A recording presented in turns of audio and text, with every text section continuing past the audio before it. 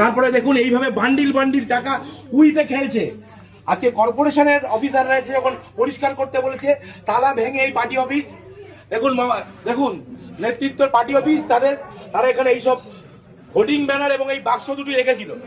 আজকে এখানে তালা ভেঙে এখানকার কর্মচারীরা, এখানকার সাফাই কর্মচারীরা, এখানকার অধ্যাপকদের অনুমতি নিয়ে এগুলো উদ্ধার করেছে। আপনারা দেখুন কি পরিমাণ টাকা, 100 টাকা 500 টাকার বান্ডিল উই পোকায় খেয়েছে।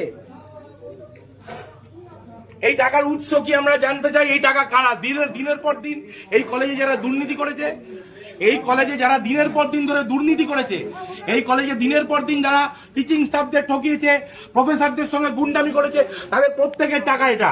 এবং এই টাকা কোথা থেকে এসছে তারও উত্তর দিতে হবে। আমরা আজ পুলিশ ডেকেছি, মিডিয়াকে আমরা খবর দিয়েছি, তারা আসছে, এগুলো তারা সিজার করবে, এগুলো তারা নেবে এবং তাদের প্রত্যেকের এর জন্য সাজা হবে।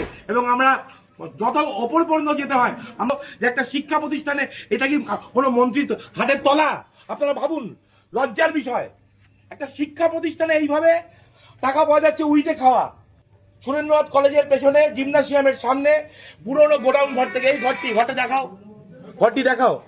আমরা এই দুটোই বাক্স উদ্ধার করেছি, তার মধ্যে এইভাবে টাকা উইতে খাওয়া টাকা পড়ে রয়েছে। আরো 2-3টি ঘর এরকম বন্ধ রয়েছে, সেগুলো ভাঙার প্রক্রিয়া চলছে। কলেজের স্টাফরা রয়েছেন, প্রিন্সিপাল স্যাররা রয়েছেন, সকলের সামনে আমরা মুচিপাড়া থানার পুলিশ কর্তৃপক্ষকে খবর দিয়েছি, তারা এগুলো সিজ করবেন। মিডিয়াকে খবর দেওয়া আছে সকলের সামনে। এগুলো আপনারা দেখুন কিভাবে মানুষের সঙ্গে দুর্নীতি করা হয়েছে। মানুষ খেতে পাচ্ছে না, সারা দেশ বিভিন্ন রকম